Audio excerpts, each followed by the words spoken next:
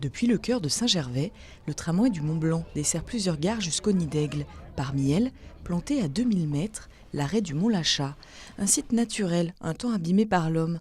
De 1938 aux années 70, une soufflerie est utilisée par l'armée. Elle est aujourd'hui détruite. C'est un site industriel à une époque, une soufflerie où on mesurait la résistance des avions dans un milieu particulier, en altitude, d'aérologie, de positionnement des vents.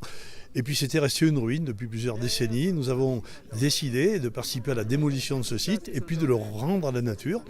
Une reconquête avec des semis de plantes naturelles. C'est un programme européen qui nous a permis de le faire. Dernière pierre à l'édifice du réaménagement du site, l'inauguration en cette fin d'été de cette table d'orientation.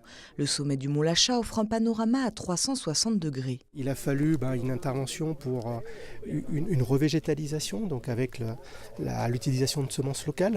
Et puis derrière, de cette démarche un peu de réhabilitation paysagère dans un lieu et de la soufflerie du Mont-Lachat, ça s'est également inscrit dans une démarche plus large de préservation et de gestion d'un espace naturel sensible qui fait là 107 hectares, qui est l'espace naturel sensible du Mont-Lachat, qui fait l'objet d'un plan de gestion, et également dans ce cadre-là d'un plan de sensibilisation, une présence d'éco-volontaires qui sont là sous des opérations d'interpellation, de découverte qu'on appelle des démarches de maraudage sur ce site-là. Ça a coûté 1 million.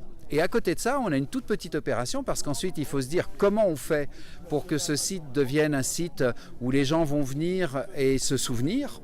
Donc la renaturation, c'est une chose. Et puis mettre une table d'orientation pour expliquer ce qu'est la montagne tout autour, c'est effectivement ce qu'on a voulu faire. Alors c'est 17 000 € par rapport à 1 million, c'est peut-être un peu disproportionné, mais les deux ont la même importance. Il faudra encore un peu de temps pour que le site retrouve toute sa quiétude. De là, on aperçoit le tramway se hisser jusqu'au Nid d'Aigle. Entrepris par le département, le chantier de rénovation de la voie ferrée n'est pas terminé. Il reste encore quelques centaines de mètres à changer et une petite gare à aménager sur ce qui est la voie royale d'ascension du Mont-Blanc.